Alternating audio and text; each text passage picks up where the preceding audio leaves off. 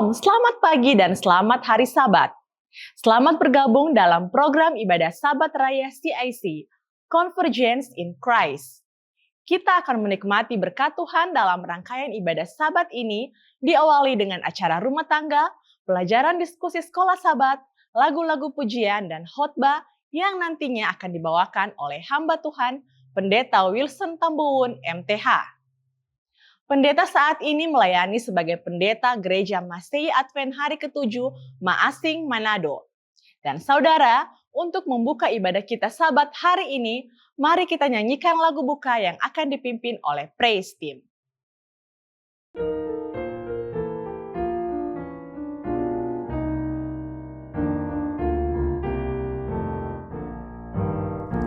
Aku suka saksikan dari Yesus yang menjadi sahabatku yang erat, perubahan diriku yang seutuhnya hanyalah oleh kasih juru selamat.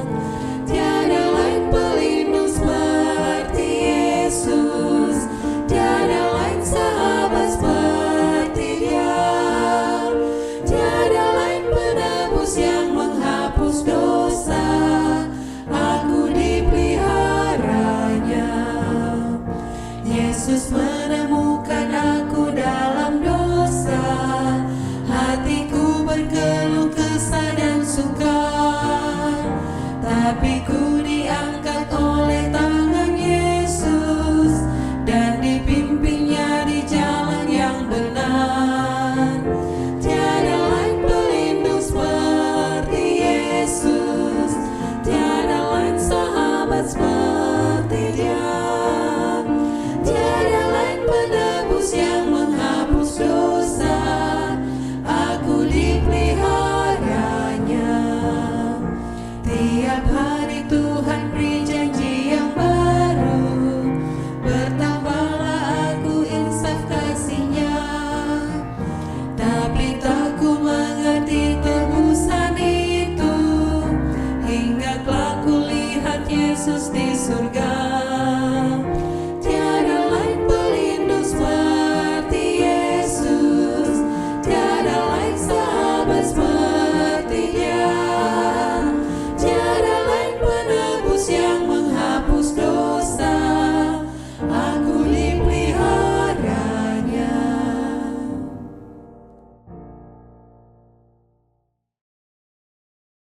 Saudara-saudara yang dikasihi oleh Tuhan kita Yesus Kristus. Sebelum kita merenungkan akan firman Tuhan dan beribadah kepada Tuhan di sepanjang Sabat ini, mari kita tunduk kepala, kita satu di dalam doa. Bapa kami yang ada di dalam kerajaan surga, kami datang kepadamu dengan satu kesadaran bahwa kami penuh dengan kelemahan dan kekurangan. Kami akan bertemu dengan Engkau Allah yang Maha Kudus, Allah yang Maha Mulia dan Maha Kuasa. Kiranya Tuhan akan menyucikan kami, Tuhan akan melayakkan kami, sehingga kami dapat bersama-sama dengan Tuhan di dalam acara peribadatan kami pada saat ini, dan biarlah kehidupan kami dapat diberkati dengan limpahnya, dan kami boleh memperoleh keselamatan yang berasal daripadamu. Di dalam nama Yesus kami berdoa dan bersyukur. Amin. Shalom Bapak, Ibu, saudara-saudari yang dikasihi oleh Tuhan kita Yesus Kristus. Hari ini kita menghadapi tantangan yang besar dalam sejarah mengasuh anak. Jika orang tua zaman dahulu bergumul dengan pergaulan anak yang biasanya dilakukan di luar rumah, orang tua zaman sekarang menghadapi musuh yang tidak kelihatan, yang masuk langsung ke dalam kamar anak-anak kita melalui sebuah benda kecil yang bernama gadget kita atau layar yang ada di hadapan anak-anak kita. Anak-anak kita khususnya Gen Z akhir dan Gen Alpha tidak sekedar menggunakan teknologi, mereka tumbuh dan hidup di dalamnya. Sadar atau tidak sadar sebagai orang tua, kita sedang berada di dalam sebuah kompetisi yang sengit. Kita tidak sedang bersaing dengan sekolah atau lingkungan saja, melainkan sedang bersaing dengan algoritma media sosial demi mendapat hati dari anak-anak kita. Ketika anak-anak pulang ke rumah dalam keadaan lelah atau stres, kemana mereka mencari kenyamanan? Seringkali bukan kepelukan ibu atau ayah, melainkan keguliran video pendek di TikTok, Instagram, atau mereka melampiaskan keletihan mereka dengan bermain game online. Di sanalah dunia menawarkan validasi yang cepat dan palsu. Hari ini kita akan belajar bagaimana mengubah arah ini dari sekedar menjaga screen time menjadi membangun koneksi yang sesungguhnya berdasarkan kebenaran firman Tuhan. Bayangkan sebuah kapal kecil yang sedang berlayar di tengah lautan lepas pada malam hari yang gelap gulita. Tiba-tiba badai besar datang, ombak berkecamuk dan kabut tebal menghalangi pandangan. Di dalam kapal tersebut sang kapten kehilangan arah. Kompasnya terganggu oleh medan magnet luar. Satu-satunya hal yang bisa menyelamatkan kapal itu dari benturan batu karang adalah cahaya dari sebuah lampu mercusuar di tepi pantai yang berkedip secara konsisten. Namun bayangkan jika penjaga lampu mercusuar itu tertidur atau lampu mati karena kehabisan daya, kapal tersebut akan terombang-ambing mencari cahaya lain. Bahkan jika itu adalah cahaya palsu dari kapal perompak hingga akhirnya kapal itu karam. Di era digital ini, anak-anak kita adalah kapal kecil yang sedang berlayar di tengah badai informasi, tren, dan nilai-nilai dunia yang kabur. Gadget, internet menawarkan jutaan cahaya palsu yang tampaknya menuntun padahal menjerumuskan. Rumah dan orang tua dirancang oleh Tuhan untuk menjadi lampu mercusuar. Rumah atau home harus memancarkan cahaya kebenaran dan kehangatan yang konsisten. Jika lampu mercusuar di rumah itu dingin, gelap, dan mati karena orang tuanya sibuk dengan dunianya sendiri, jangan heran jika anak-anak kita memilih mengikuti cahaya buatan dari algoritma dunia maya. Banyak orang tua terjebak menjadi polusi digital di rumah. Tugas polisi adalah mengintai, menangkap kesalahan, melarang, dan menghukum. Ketika anak ketahuan bermain gawai terlalu lama, kita langsung menyita, memarahi, dan membuat benteng peraturan yang kaku. Apakah peraturan itu salah? Tentu tidak. Peraturan itu perlu. Namun jika pengasuhan kita hanya berisi larangan tanpa adanya hubungan yang intim, anak-anak akan belajar menjadi pemberontak. Mereka akan mencari cara menyembunyikan riwayat penelusuran mereka, membuat akun palsu, second account, dan semakin menjauh dari kita. Alkitab memberi model yang berbeda dalam Ulangan 6 ayat 6 dan 7. Apa yang kuperintahkan kepadamu pada hari ini haruslah engkau perhatikan. Haruslah engkau mengajarkannya berulang-ulang kepada anak-anakmu. Dan membicarakannya apabila engkau duduk di rumahmu. Apabila engkau sedang dalam perjalanan, apabila engkau berbaring, dan apabila engkau bangun.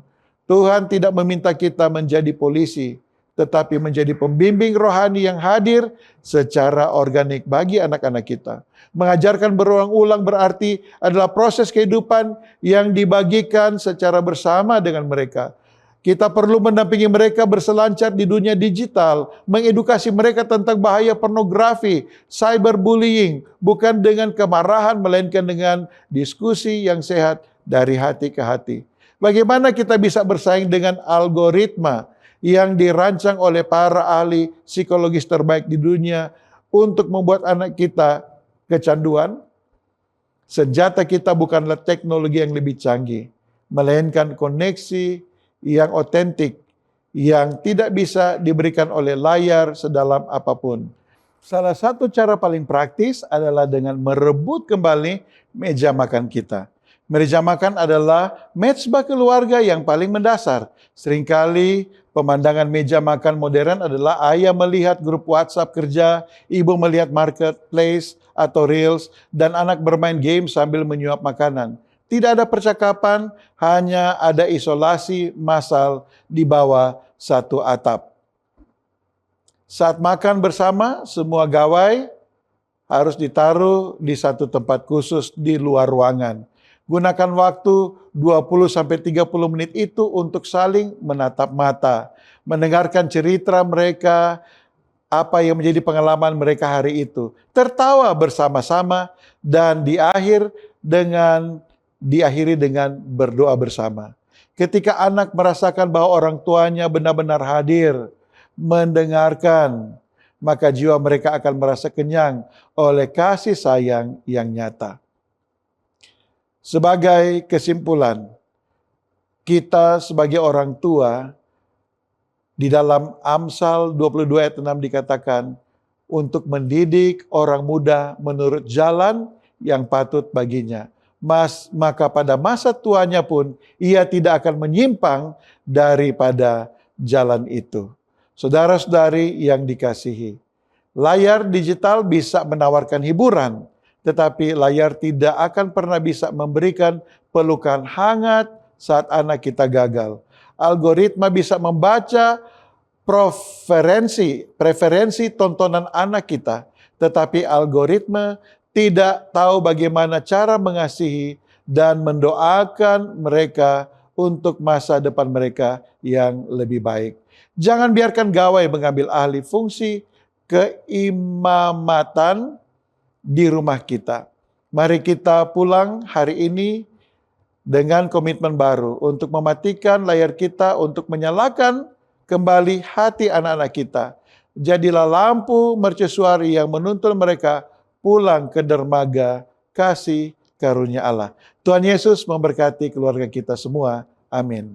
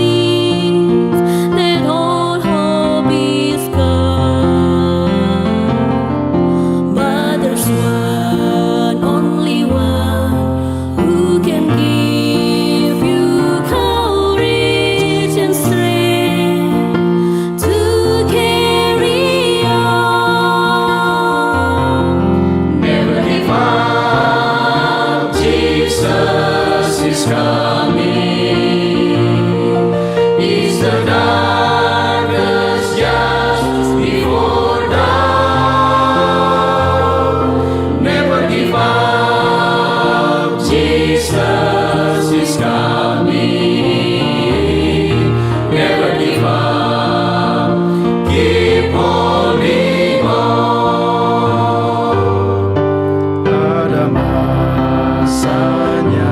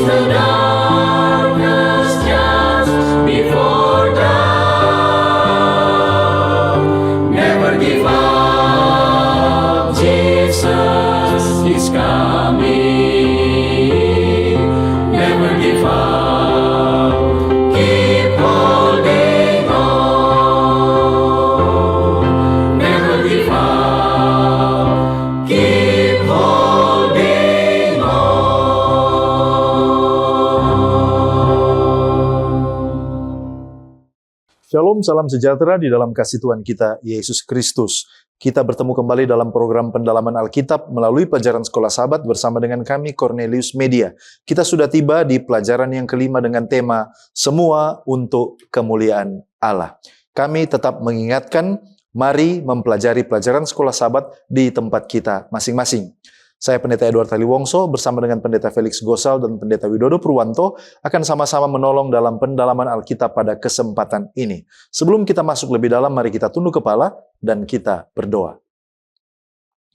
Bapa Tuhan kami, Allah yang Maha Baik, kami rindu untuk belajar dari firman-Mu.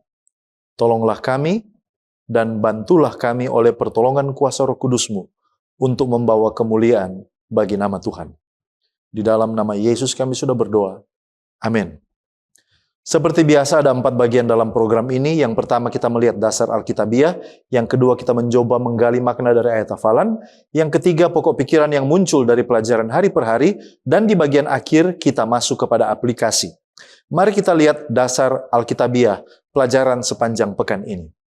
1 Korintus pasal 8. Paulus membahas makanan yang dipersembahkan kepada berhala. Berhala tidak memiliki kuasa karena hanya ada satu Allah yang benar. Orang percaya memiliki kebebasan, tetapi kebebasan itu harus dibatasi oleh kasih agar tidak menjadi batu sandungan bagi saudara yang imannya masih lemah. Kisah Para Rasul 15 ayat 20. Konsili Yerusalem memutuskan bahwa orang percaya dari bangsa-bangsa lain harus menjauhkan diri dari makanan yang dipersembahkan kepada berhala, percabulan, daging binatang yang mati tercekik, dan juga darah. Ini demi menjaga kekudusan serta kesatuan jemaat. 1 Korintus 9 ayat 1-6. Paulus menegaskan haknya sebagai rasul, termasuk hak menerima dukungan materi untuk pelayanannya. Namun, ia rela melepaskan hak-hak tersebut agar tidak menghalangi pemberitaan Injil. 1 Korintus 10 ayat 5-22. Paulus mengingatkan bahwa Israel jatuh karena penyembahan berhala dan juga dosa-dosa lainnya. Pengalaman mereka menjadi peringatan bagi orang percaya agar menjauhi penyembahan berhala. Ulangan 6 ayat 4-5. Pengakuan iman Israel atau Shema. Tuhan adalah satu-satunya Allah. Umat dipanggil untuk mengasihi Tuhan dengan segenap hati, jiwa, dan kekuatan. Markus 12 ayat 28-31, Yesus menyatakan bahwa hukum yang terutama adalah mengasihi Allah dengan segenap hati, jiwa, dan akal budi, dan juga kekuatan. Sesudah itu, mengasihi sesama seperti diri sendiri. Sekarang mari kita lihat pengertian judul, Semua untuk Kemuliaan Allah. Apa yang dimaksud kemuliaan Allah? Nah, dalam konteks pelajaran kita pekan ini, kemuliaan Allah bukanlah sekedar konsep teologis yang abstrak, melainkan adalah tujuan utama dan pusat dari setiap aspek kehidupan orang percaya. Kemuliaan Allah itu dimaknai secara praktis sebagai sikap hidup yang mengakui kedaulatan dan pemerintahan Allah atas segala sesuatu, di mana setiap tindakan kecil, sekecil apapun, makan, minum, kalau dilakukan dengan niat, keputusan, dan pola pikir yang harus berpusat pada membawa kemuliaan bagi nama Allah. Dalam cara apa kemuliaan Allah itu dinyatakan?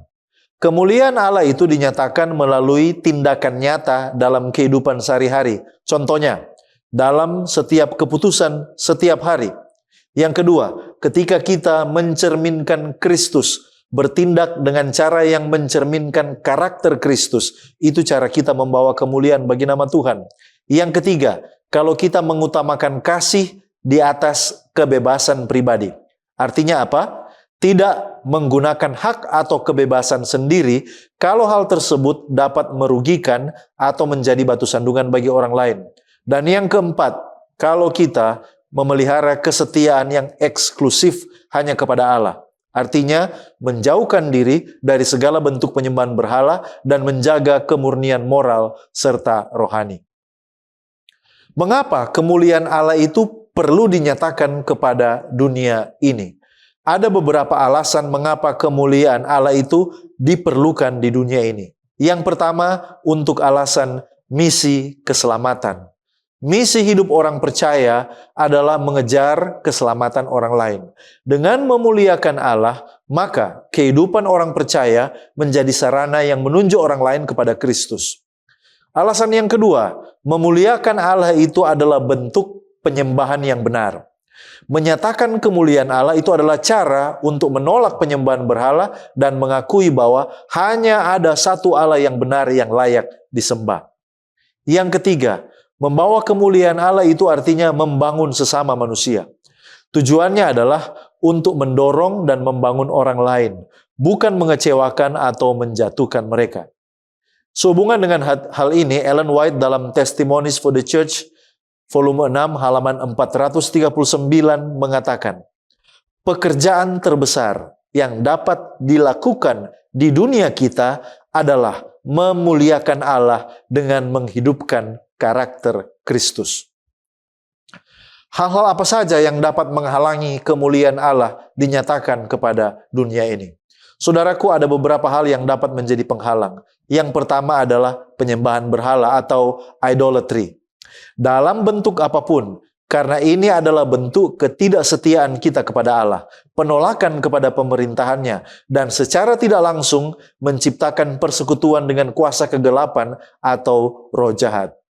Yang kedua yang dapat menghalangi kemuliaan Allah adalah egoisme dan berpegang pada hak-hak pribadi. Bersikeras pada kebebasan, perspektif atau hak pribadi tanpa mempedulikan dampaknya bagi orang lain. Dengan kata lain, tidak mengasihi. Yang ketiga, apabila kita menjadi batu sandungan. Tindakan kita yang membuat orang percaya yang lain itu menjadi lemah, imannya tersandung dan jatuh. Lalu yang keempat, apabila loyalitas kita atau kesetiaan kita terbagi. Mencoba melayani Tuhan dan mamon atau nilai-nilai dunia secara bersamaan seperti minum dari cawan Tuhan dan cawan roh jahat, kata Rasul Paulus di 1 Korintus 10 ayat 21. Lalu yang kelima, penyimpangan moral dan rohani. Percabulan dan penyembahan berhala seringkali terkait dan membuka pintu bagi penyimpangan moral lainnya. Ellen White dalam buku Maranatha halaman 109 mengomentari tentang dosa mementingkan diri. Dia katakan, dosa yang paling banyak dilakukan, yang memisahkan kita dari Tuhan dan menimbulkan begitu banyak gangguan rohani yang menular, adalah sikap mementingkan diri sendiri. Tidak ada jalan untuk kembali kepada Tuhan kecuali melalui penyangkalan diri. Dengan kekuatan kita sendiri, kita tidak dapat berbuat apa-apa. Namun, melalui kekuatan yang diberikan Tuhan kepada kita, kita dapat hidup untuk berbuat baik kepada sesama, dan dengan cara ini menjauhi kejahatan sikap mementingkan diri sendiri. Baik, terima kasih pendeta. Kita tiba pada ayat hafalan 1 Korintus 10 ayat 31. Karena itu, jika engkau makan atau jika engkau minum, atau apapun juga yang kamu lakukan, lakukanlah semuanya untuk kemuliaan Allah. Mari kita lihat apa konteks dan latar belakang ayat ini. Nah, ayat ini adalah puncak dari pembahasan Paulus tentang makanan yang dipersembahkan kepada berhala. Di Korintus, sebagian besar daging yang dijual di pasar sudah lebih dahulu dipersembahkan di kuil berhala. Muncullah pertanyaan yang membingungkan jemaat. Bolehkah orang Kristen memakan daging ini? Nah, kemudian ada dua kelompok yang ada di dalam jemaat. Kelompok yang dilabel Paulus sebagai kelompok yang kuat dan kelompok yang lemah. Nah, kelompok yang kuat ini adalah kelompok yang tahu bahwa berhala itu bukan apa-apa. 1 Korintus 8 ayat 4-8. Jadi mereka merasa bebas untuk makan. Sementara kelompok yang kedua, yaitu kelompok yang lemah, adalah mereka yang bekas penyembah berhala, yang hati nuraninya masih terkait. Sehingga bagi mereka, kalau makan daging itu terasa seperti kembali kepada penyembahan berhala. Nah, di dalam konteks ini, Paulus setuju secara prinsip bahwa berhala itu tidak berkuasa. Tetapi di sini Paulus juga memperingatkan bahwa pengetahuan mereka yang kuat tidak boleh merusak saudara-saudara yang lemah. Nah, oleh karena itu, ada inti masalah yang sementara diungkapkan Paulus ini, yaitu soal prinsip. Prinsip Paulus bahwa segala sesuatu diperbolehkan, tetapi semuanya tidak berguna. Bukan semuanya juga membangun. 1 Korintus 10 ayat 23. Oleh karena itu, pertanyaan di sini yang benar bukan apa saja yang bisa saya buat, melainkan apa yang bisa saya buat yang dapat membangun orang lain dan memuliakan Allah. Dan ayat 31 ini adalah jawaban penutup atas seluruh perdebatan itu. Apapun pilihan Anda, makan atau tidak makan, minum atau tidak minum, ujilah dengan satu pertanyaan. Apakah ini memuliakan Allah dan tidak menjadi batu sandungan bagi orang lain? Nah, mari kita lihat apa pengertian jika makan, jika minum dalam ayat ini, dan apa pengertian lakukan semua untuk kemuliaan Allah. Nah, mari kita lihat jika makan atau jika minum ini dapat dipahami dalam 3 hal. Yang pertama, ini secara langsung merujuk pada perdebatan nyata yang ada di Korintus, yaitu tentang daging, berhala, dan juga minum yang sudah dipersembahkan. Lalu kemudian yang kedua, di sini Paulus sengaja memilih contoh yang paling sederhana dan rutin. Dengan menyebut makan dan minum, di sini Paulus menegaskan bahwa tidak ada bagian hidup yang terlalu kecil atau netral untuk memuliakan Allah. Setiap tindakan kita, setiap tindakan jasmani sekalipun memiliki dimensi rohani. Kemudian yang ketiga, ini justru menyangkut penguasaan diri atau selera. Bukan hanya apa yang kita makan, tetapi juga bagaimana dan mengapa kita makan dan minum itu harus tunduk kepada Allah, bukan tunduk kepada keinginan sendiri. Nah, kemudian frasa yang kedua adalah lakukan semuanya itu untuk kemuliaan Allah. Nah, ada 3 hal di sini yang perlu kita perhatikan. Yang pertama, memuliakan Allah itu berarti menjadikan Allah, bukan diri sendiri, sebagai pusat dan tujuan setiap tindakan kita. Hidup kita ini harus memancarkan karakter dan kebaikan Tuhan, bukan mengejar kesenangan atau pujian orang lain. Kemudian yang kedua, prinsip ini juga mencakup keseluruhan hidup kita. Frasa atau apapun juga yang kamu lakukan ini menunjukkan bahwa memuliakan Allah bukan hanya untuk di dalam gereja, di dalam ibadah, tetapi juga meliputi semua aspek kehidupan kita. Itu meliputi pekerjaan kita, makanan kita, istirahat kita, dan segala sesuatu. Kemudian yang ketiga, di dalam konteks ini, memuliakan Allah itu berjalan seiring dengan mengasihi sesama. Ayat berikutnya mengatakan, janganlah kamu menimbulkan syak dalam hati orang. Ayat 32. Jadi, kita memuliakan Allah justru ketika kita rela menahan hak kita demi tidak menjadi batu sandungan bagi saudara yang lemah. Di dalam Testimonies for the Church, volume 3, halaman 84, di sana Roh Nubuat mengatakan, di sini terletak sebuah prinsip yang menjadi dasar dari setiap perbuatan, pikiran, dan motif, yaitu penyerahan seluruh keberadaan kita, baik jasmani maupun mental, kepada kendali Roh Allah. Sekarang kita masuk pada pokok pembahasan pengetahuan versus kasih. Sesuai dengan konteks pelajaran hari Minggu, yaitu 1 Korintus pasal 8, apa latar belakang dari topik pengetahuan versus kasih ini? Apa itu pengetahuan dan apa itu kasih? Serta apa yang dimaksud dengan pengetahuan versus kasih?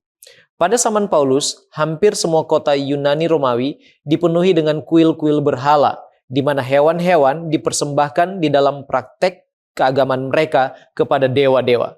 Dan menurut Seventh-day Adventist Bible Commentary volume 6 halaman 719, hewan-hewan yang dipersembahkan kepada dewa-dewa itu biasanya dibagi menjadi 3 bagian. Sebagian dibakar di atas mezbah sebagai persembahan, sebagian lagi diberikan kepada imam-imam yang melayani di kuil-kuil tersebut, dan sebagian lagi dijual di pasar untuk disajikan dalam pesta-pesta yang diadakan di kompleks kuil-kuil. Itulah sebabnya hampir mustahil membeli daging tanpa kemungkinan bahwa daging itu pernah dipersembahkan kepada berhala. Akhirnya di sana di Korintus muncul 2 kelompok. Kelompok pertama, mereka merasa memiliki pengetahuan bahwa berhala bukanlah apa-apa sehingga mereka bebas memakan makanan tersebut. Menurut 1 Korintus 8 ayat 4. Mereka inilah yang kemudian disebut sebagai orang-orang kuat. Kelompok kedua adalah orang-orang yang baru bertobat dari penyembahan berhala. Hati nurani mereka masih lemah, sehingga mereka ketika melihat saudara seiman memakan makanan persembahan berhala, mereka menganggap penyembahan berhala masih dapat dipadukan dengan kekristenan. Menurut 1 Korintus 8 ayat 7-12. Nah, dari latar belakang inilah topik pengetahuan versus kasih diangkat. Sekarang kata Yunani yang dipakai untuk pengetahuan adalah gnosis, yang berarti pengetahuan, pengertian, atau pemahaman terhadap suatu fakta. Dalam konteks 1 Korintus 8, pengetahuan yang dimaksud merujuk pada pengetahuan teologis, yaitu bahwa mereka mengetahui bahwa Allah itu hanya satu dan segala berhala pada hakikatnya tidak memiliki keberadaan yang nyata, dan oleh karena itu makanan tersebut sebenarnya hanyalah makanan biasa. Jadi secara doktrin mereka benar, dan Paulus mengakui akan hal itu. Paulus tidak pernah mengatakan bahwa pengetahuan itu salah, namun yang ditekankannya adalah cara menggunakan pengetahuan tersebut. Sementara kasih, kata Yunani yang digunakan di sana adalah agape. Agape, menurut Seventh-day Adventist Bible Commentary volume 6 halaman 719, adalah kasih yang tidak berdasar pada ketertarikan sensual atau biologis, melainkan didasarkan pada prinsip kasih Allah terhadap manusia di mana Kristus rela mati untuk menebus orang yang berdosa. Kasih ini dimanifestasikan melalui sikap rela berkorban, mencari kebaikan orang lain, dan mendahulukan keselamatan sesama di atas kepentingan pribadi. Kasih seperti ini bukan sekedar perasaan, namun prinsip hidup mengikuti teladan Kristus. Nah, dalam konteks adanya dua kelompok yang kuat berpengetahuan dan kelompok yang lemah di jemaat Korintus, Paulus katakan dalam 1 Korintus 8 ayat 1 bagian B, pengetahuan yang demikian membuat orang menjadi sombong, tetapi kasih membangun. Seventh-day Adventist Bible Commentary volume 6 halaman 719 kembali katakan, pengetahuan saja tidak cukup sebagai landasan bagi tindakan Kristen. Jika hati tidak memiliki hubungan yang benar dengan Allah, ilmu dan pengetahuan saja akan mengisi hati seseorang dengan kesombongan dan membesarkan dirinya dengan keyakinan yang sia-sia akan kemampuannya sendiri. Hal itu sering menjauhkannya dari agama yang sejati dan membingungkan pikirannya. Jadi Paulus bukan sedang membahas pengetahuan dan kasih sebagai dua konsep yang bertentangan, melainkan menunjukkan bahwa pengetahuan harus dikendalikan dan dilandasi oleh kasih. Nah, apa masalah yang terjadi di Korintus sehubungan dengan hal ini dan apa solusi yang ditawarkan? Masalah sebenarnya bukanlah makanan yang dipersembahkan kepada berhala, tetapi sikap hati dari orang-orang Kristen yang ada di jemaat Korintus. Pengetahuan yang dimiliki kelompok pertama yang merasa kuat dan berpengetahuan telah melahirkan rasa superior. Mereka merasa benar sehingga mengabaikan dampak tindakannya terhadap saudara yang lebih lemah. Ironisnya lagi, menurut Paulus, mereka yang merasa tahu segalanya justru sebenarnya belum memahami inti dari Injil. Paulus katakan dalam 1 Korintus 8 ayat yang kedua, jika ada seorang menyangka bahwa ia mempunyai suatu pengetahuan, maka ia belum juga mencapai pengetahuan sebagaimana yang harus dicapainya. Seventh-day Adventist Bible Commentary volume 6 halaman 719 sampai 720. Paulus mengecam kesombongan atas pencapaian intelektual seseorang yang berujung pada penghinaan dan pengabaian terhadap kepentingan orang lain yang kurang berpengetahuan. Orang yang benar-benar berpengetahuan itu rendah hati, sederhana, dan penuh perhatian terhadap orang lain. Ia tidak sombong dan tidak mengabaikan kebahagiaan orang lain. Jika seseorang tidak menggunakan pengetahuannya untuk berkontribusi pada kebahagiaan atau kesejahteraan orang lain, hal itu membuktikan bahwa ia tidak menyadari salah satu tujuan mendasar dari pengetahuan, yaitu menjadi manfaat bagi umat manusia secara umum. Nah, solusi dari problema yang dimaksud adalah kasih. Seventh-day Adventist Bible Commentary volume 6 halaman 719 kembali mengatakan, penyelesaian masalah mengenai daging yang dipersembahkan kepada berhala tidak boleh didasarkan pada pengetahuan abstrak semata, melainkan pada tuntutan kasih sejati terhadap sesama. Fokus utamanya adalah mempertimbangkan apa yang paling berkontribusi bagi kedamaian, kesucian, kebahagiaan, dan keselamatan sesama manusia. Kasih inilah yang menjadi solusi atau jalan keluar bagi setiap masalah doktrinal, moral, dan juga sosial. Kemudian Acts of the Apostle halaman 551 menyimpulkan bahwa pengetahuan akan kebenaran tidak akan pernah menghasilkan buah yang benar kecuali disertai roh kasih yang berasal dari Kristus. Nah, sekarang apa prinsip dan nasihat praktis Paulus serta apa pelajarannya bagi kita?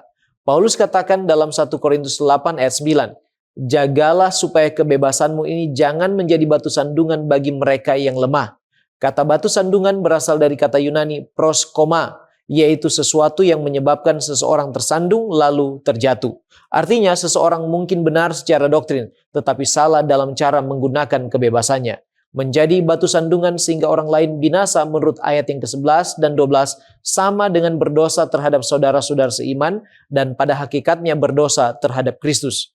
Paulus mencontohkan penekanan untuk tidak menjadi batu sandungan dengan berkata di ayat yang ke-13, sebab itu apabila makanan menjadi batu sandungan bagi saudaraku, aku untuk selama-lamanya tidak akan makan daging lagi.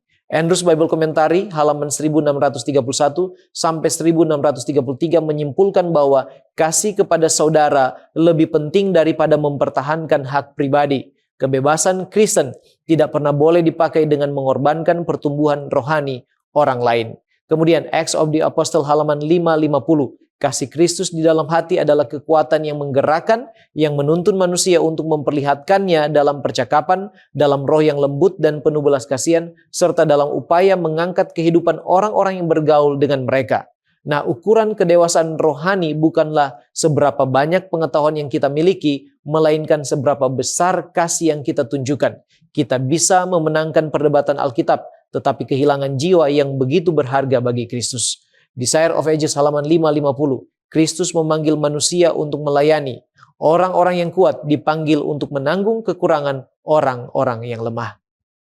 Baik, terima kasih pendeta. Berikutnya kita melihat tema kasih yang tidak mementingkan diri. Hak-hak apa saja yang sebenarnya dimiliki Paulus sebagai seorang rasul, tetapi rela ia lepaskan demi kemajuan Injil, lalu mengapa dia melakukan hal itu?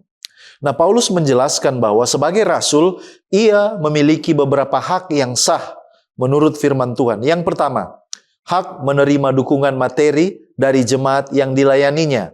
1 Korintus 9 ayat 4 dan 7-14. Tuhan menetapkan bahwa mereka yang memberitakan Injil berhak hidup dari Injil. Yang kedua adalah hak membawa seorang istri yang beriman dalam perjalanan pelayanan dengan dukungan jemaat tentu saja. 1 Korintus 9 ayat 5. Tetapi Paulus memilih tetap hidup tidak menikah agar lebih leluasa untuk melayani. 1 Korintus 7 ayatnya yang ke-8. Dan yang ketiga adalah hak untuk tidak bekerja mencari nafkah karena pelayanan yang penuh waktu. 1 Korintus 9 ayat 6. Tetapi Paulus memilih bekerja sebagai pembuat kemah menurut Kisah 18 ayat 3. Walaupun hak-hak tersebut itu sah secara Alkitab, Paulus tidak menggunakannya karena ia tidak ingin menimbulkan batu sandungan atau memberi kesan bahwa ia memberitakan Injil demi keuntungan pribadi. Apa yang diajarkan 1 Korintus 9 tentang hubungan antara kasih Kristen, kebebasan, dan pengorbanan diri. Nah, pelajaran ini menunjukkan bahwa kasih Kristen tidak berpusat pada hak pribadi, melainkan pada kepentingan kerajaan Allah dan keselamatan orang lain. Ada beberapa prinsip teologis penting. Yang pertama, kasih itu membatasi penggunaan hak pribadi. Paulus tidak mengatakan bahwa hak itu salah.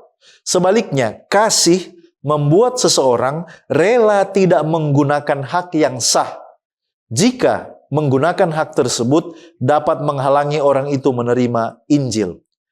Kami tidak menggunakan hak ini supaya jangan kami mengadakan rintangan bagi Injil Kristus, kata Paulus di 1 Korintus 9 ayat 12. Yang kedua, kebebasan Kristen dipakai untuk melayani, bukan untuk memuaskan diri. Di dalam Kristus kita ini sudah bebas. Tetapi kebebasan itu dipakai untuk menjadi hamba bagi orang lain. 1 Korintus 9 ayat 19 dan Galati 5 ayat 13. Jadi kebebasan yang sejati menghasilkan pelayanan, bukan egoisme. Yang ketiga, Paulus sementara meneladani Kristus. Pola hidup Paulus ini sebenarnya mengikuti teladan Yesus. Oleh karena Kristus memiliki segala hak sebagai Allah, tetapi dia rela mengosongkan dirinya demi keselamatan manusia. Jadi, kasih bukan terutama mempertanyakan apa hak saya, tetapi apa yang paling memuliakan Kristus dan menyelamatkan orang lain. Hak atau kebebasan apa yang mungkin perlu kita lepaskan pada zaman sekarang ini supaya kita memiliki kesaksian bagi Kristus dan kesaksian kita lebih efektif. Tentu saja jawaban dapat bervariasi, tetapi prinsip Alkitab tetap sama.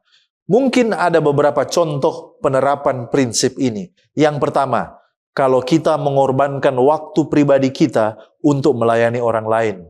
Yang kedua, kalau kita tidak memaksakan pendapat kita meskipun kita merasa benar demi supaya kita menjaga kesatuan di gereja.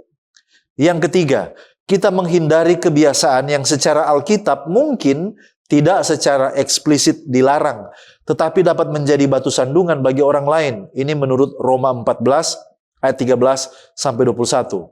Yang keempat, kita bersedia melepaskan kenyamanan hidup, reputasi, atau keuntungan finansial demi mempertahankan integritas sebagai murid Kristus. Dan yang terakhir, kita menggunakan hak dengan penuh hikmat sehingga Injil itu tidak dipermalukan. Penerapan ini bukanlah usaha untuk memperoleh keselamatan, tetapi ini adalah respons kasih kita kepada Kristus yang sudah lebih dahulu mengasihi kita. Ellen White dalam Testimonies for the Church, jilid 2 halaman 132 dan 133 mengatakan tentang prinsip penyangkalan diri sendiri. Dia katakan, di sorga tak seorang pun akan memikirkan hak dirinya sendiri atau mengejar kesenangan pribadi. Melainkan semua orang atas dasar kasih yang murni dan tulus akan mengupayakan kebahagiaan makhluk-makhluk surgawi di sekitar mereka. Jika kita ingin menikmati persekutuan surgawi di bumi yang telah diperbaharui, kita harus hidup sesuai dengan prinsip-prinsip surgawi di sini sekarang ini. Baik, terima kasih pendeta. Kita lanjut pada pokok diskusi mengenai belajar dari masa lalu. Nah, kita melihat bahwa Israel telah menyaksikan mujizat secara langsung, baik itu tiang awan, laut merah yang terbelah, mana yang turun dari langit, dan juga air yang keluar dari batu. Bahkan mereka juga mendengar suara Tuhan di Gunung Sinai. Nah, muncul pertanyaan, mengapa pengalaman-pengalaman ini, di mana mereka dapat menyaksikan Tuhan secara langsung, tidak membuat mereka menjadi orang-orang yang baik? Justru kadang-kadang membuat mereka menjadi orang yang berdosa dan bersungut-sungut. Mengapa pengalaman langsung dengan Tuhan ini tidak membuat Israel untuk tidak berbuat berdosa? Nah, hal ini dapat kita mengerti dalam 4 hal. Yang pertama, alasan yang pertama, karena iman sejati bukan sekedar melihat bukti, melainkan sikap hati yang mempercayai Allah. Israel melihat mujizat dengan mata mereka, tetapi hati mereka tetap merupakan hati yang jahat dan tidak percaya. Ibrani 3 ayat 12. Melihat tidak sama dengan percaya. Seseorang bisa menyaksikan kuasa Allah, namun tetap tidak menyerahkan hatinya kepada Allah. Kemudian yang kedua, karena mujizat bisa hanya menyentuh perasaan sesaat, tetapi tidak mengubah karakter.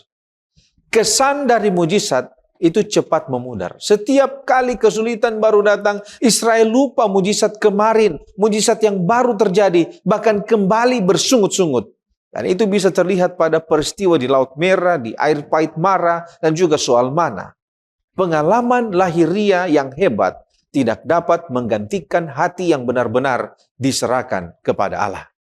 Yang ketiga, karena Allah memberi cukup bukti untuk percaya, tetapi tidak memaksa kehendak manusia. Manusia diciptakan dengan kebebasan memilih. Bukti tidak dapat memaksa hati untuk taat. Mujizat tidak dapat memaksa hati untuk taat. Israel memilih menuruti keinginan daging dan ketidakpuasan, bukan tunduk kepada Allah. Dan yang keempat, karena akar masalahnya adalah ketidakpuasan dan ketidakpercayaan hati. Israel bersungut-sungut, rindu kembali ke Mesir, dan juga menginginkan Allah yang mereka lihat, yang kelihatan lembu emas.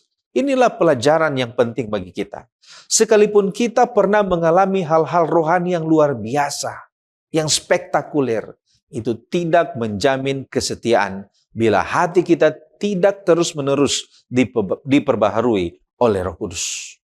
Roh Nubuat di dalam Patriarchs and Prophets halaman 293 mengatakan, banyak orang menengok kepada bangsa Israel dan heran akan ketidakpercayaan serta persungutan mereka, dengan merasa bahwa mereka sendiri tidak mungkin sedemikian tidak tahu berterima kasih.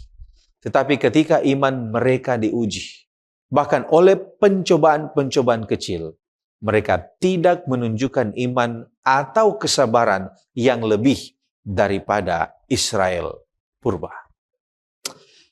Selanjutnya, apa makna siapa yang menyangka ia teguh berdiri? Hati-hatilah supaya ia jangan jatuh. Nah, bukankah Alkitab mengajarkan kita harus teguh berdiri? Nah, saudara, sekilas kelihatannya dua ide ini bertentangan. Tetapi sebenarnya kedua pernyataan ini sejalan. Ada beberapa hal yang perlu kita mengerti. Yang pertama, kedua ajaran ini berbicara tentang hal yang berbeda, bukan bertentangan. Berdiri teguh dalam Efesus pasal 6, 1 Korintus 16, ini adalah perintah tentang di mana kita meletakkan keyakinan kita, yaitu di dalam Kristus dan kekuatannya. Sedangkan perkataan siapa yang menyangka ia teguh berdiri, hati-hatilah supaya jangan jatuh, ini adalah peringatan terhadap keyakinan yang salah, yaitu bersandar pada diri sendiri. Kemudian yang kedua, kunci ayat ini adalah pada kata yang menyangka ia teguh berdiri. Jadi, yang berbahaya di sini bukanlah berdiri teguh, melainkan merasa kalau sudah teguh dengan kekuatan sendiri. Dan inilah kesombongan rohani dan juga sikap merasa aman. Israel jatuh justru karena percaya diri sendiri dan artinya mereka lengah. Kemudian yang ketiga, kedua pernyataan ini adalah dua sisi dari satu mata uang yang sama. Kita berdiri teguh dengan cara bergantung penuh kepada Kristus, dan kita harus berhati-hati dengan cara kita tidak pernah mempercayai diri kita sendiri. Berdiri teguh dengan kerendahan hati dan bergantung kepada Allah, ditambah dengan kewaspadaan yang terus untuk berjaga, maka kita akan dipelihara oleh kuasa Allah karena iman. 1 Petrus 1 ayat 5. Dan ini akan menjadikan kita orang yang berkuasa, bukan oleh kekuatan kita sendiri. Kemudian yang keempat, saat kita merasa paling aman dan bangga, disitulah bahaya terbesar. Dalam Matius pasal 26 ayat 41, Yesus berkata, berjaga-jagalah dan berdoalah, supaya kamu jangan jatuh ke dalam pencobaan. Kerendahan hati dan doa yang tekun adalah kekuatan kita. The Acts of the Apostles, halaman 315 sampai 316 mengatakan, seandainya mereka menjadi sombong dan percaya diri, serta lalai untuk berjaga-jaga dan berdoa, mereka akan jatuh ke dalam dosa yang besar. Namun demikian, Paulus tidak menghendaki mereka menyerah kepada keputusasaan atau kekecewaan. Terima kasih pendeta. Sekarang kita tiba pada pokok pembahasan peringatan terhadap penyembahan berhala. Dalam konteks pelajaran sekolah sahabat, apa yang dimaksud dengan penyembahan berhala dan mengapa Paulus memberikan peringatan keras terhadapnya? Kata Yunani yang dipakai untuk penyembahan berhala di sini adalah idolatria, berasal dari dua kata yaitu eidolon yang artinya berhala, gambaran atau sesuatu yang dijadikan ilah, serta lateria yang artinya ibadah atau penyembahan. Keduanya adalah bahasa Yunani. Menurut Zondervan Dictionary of Bible Themes, penyembahan berhala adalah segala bentuk penyembahan atau pemujaan terhadap siapapun atau apapun selain Tuhan Allah. Penyembahan berhala mencakup penyembahan terhadap dewa-dewa lain seperti dewa-dewa bangsa-bangsa di sekitar Israel, patung-patung, gambar atau berhala lainnya, serta ciptaan itu sendiri. Paulus memberikan peringatan keras karena di balik penyembahan berhala terdapat kuasa rohani yang menentang Allah. Dalam 1 Korintus 10 ayat yang ke-20 ia berkata, apa yang mereka persembahkan? Mereka persembahkan kepada roh-roh jahat dan bukan kepada Allah. Jadi persoalannya bukan lagi soal patung atau makanan, tetapi tentang kepada siapa seseorang sedang memberikan kesetiaan dan pengabdiannya. Keluaran 20 ayat 3-5. Kita diingatkan, jangan ada padamu Allah lain di hadapanku. Allah saudaraku menuntut penyembahan yang eksklusif karena dialah satu-satunya Allah yang hidup, Allah yang benar. Sekarang mengapa Paulus melarang orang percaya ikut dalam perayaan di kuil berhala? Padahal ia sendiri mengizinkan memakan daging yang sudah pernah dipersembahkan kepada berhala. Paulus membedakan antara makan daging yang sudah dipersembahkan kepada berhala yang dibeli dari pasar dengan ibadah atau terlibat dalam penyembahan berhala. Dalam 1 Korintus 8 ayat 4, Paulus menjelaskan bahwa berhala sebenarnya tidak mempunyai kuasa apapun karena hanya ada satu Allah yang benar. Oleh sebab itu, daging yang dijual di pasar tidak menjadikan najis dengan sendirinya. Namun ketika seseorang menghadiri pesta korban di kuil berhala, ia bukan sekedar makan, tetapi ikut mengambil bagian dalam sebuah tindakan penyembahan. Disitulah letak persoalannya. Paulus memakai ilustrasi perjamuan kudus. Sebagaimana orang yang makan roti dan minum anggur perjamuan kudus sedang menyatakan persekutuannya dengan Kristus menurut 1 Korintus 10 ayat 16, demikian juga orang yang ikut dalam perjamuan berhala sedang menyatakan persekutuannya dengan kuasa yang berada di balik penyembahan itu, yaitu kuasa kegelapan. 1 Korintus 10 ayat 20 sampai 21. Nah, peringatan apa yang diberikan Paulus sehubungan dengan hal ini serta mengapa? Paulus berkata dalam 1 Korintus 10 ayat 14, karena itu jauhilah penyembahan berhala. Seventh-day Adventist Bible Commentary volume 6 halaman 744 katakan, perintah ini menekankan urgensi, perlunya bertindak cepat, serta perhatian yang segera dan berkelanjutan untuk menjauh sejauh mungkin dari segala bentuk keterlibatan dengan penyembahan berhala. Tidak boleh ada kompromi terhadap apapun yang berkaitan dengan berhala. Kata jauhilah berarti juga melarikan diri, dan ini disamakan dengan Yusuf yang lari dari istri Potifar yang menggodanya. Sekarang mengapa harus menjauhi penyembahan berhala? Paulus menjelaskan dalam 1 Korintus 10 ayat 20 sampai 22. Apa yang kumaksudkan ialah bahwa persembahan mereka adalah persembahan kepada roh-roh jahat, bukan kepada Allah. Dan aku tidak mau bahwa kamu bersekutu dengan roh-roh jahat. Kamu tidak dapat minum dari cawan Tuhan dan juga dari cawan roh-roh jahat. Kamu tidak dapat bagian dalam perjamuan Tuhan dan juga dalam perjamuan roh-roh jahat. Atau maukah kita membangkitkan cemburu Tuhan? Apakah kita lebih kuat daripada Dia? Seventh-day Adventist Bible Commentary volume 6 halaman 746 sampai 747. Hakikat sesungguhnya dari penyembahan berhala yaitu berhubungan dengan setan dan malaikat-malaikat jahatnya. Orang-orang Kristen telah secara sungguh-sungguh dikhususkan bagi Kristus. Mereka adalah miliknya baik melalui penciptaan maupun melalui penebusan. Dan mereka tidak boleh sedikit pun mengizinkan bentuk penyembahan apapun yang akan memuliakan makhluk lain selain kepadanya satu-satunya Allah yang benar. Nah, apa bentuk penyembahan berhala saat ini? Dan bagaimana kita harus mewaspadainya? Serta apa pelajaran bagi kita saat ini? Patriarchs and Prophets halaman 305 menjelaskan apa itu penyembahan berhala saat ini.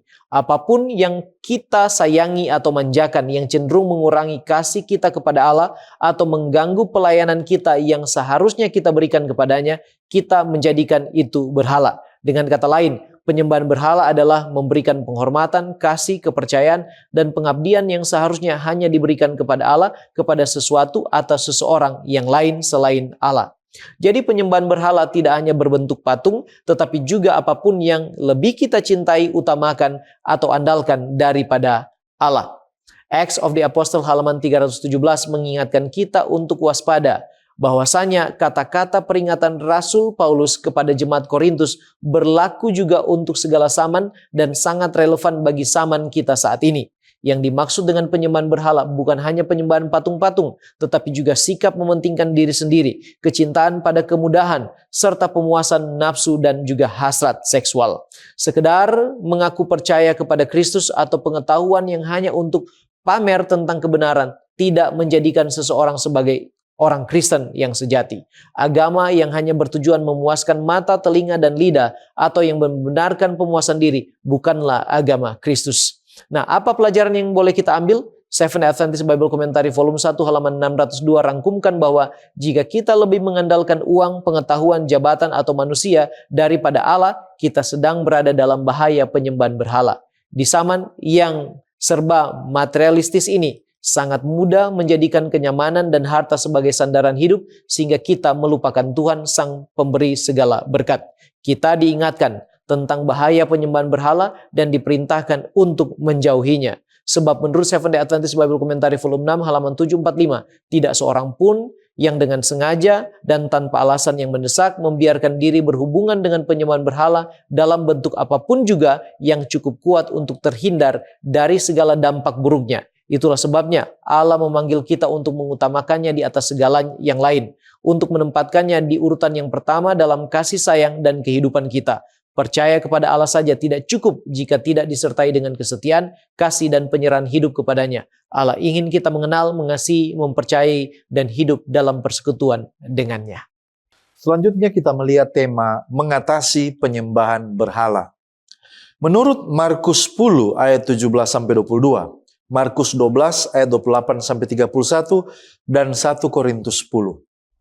Bagaimana Yesus dan Paulus menghubungkan kasih kepada Allah dan kasih kepada sesama dalam menghadapi penyembahan berhala.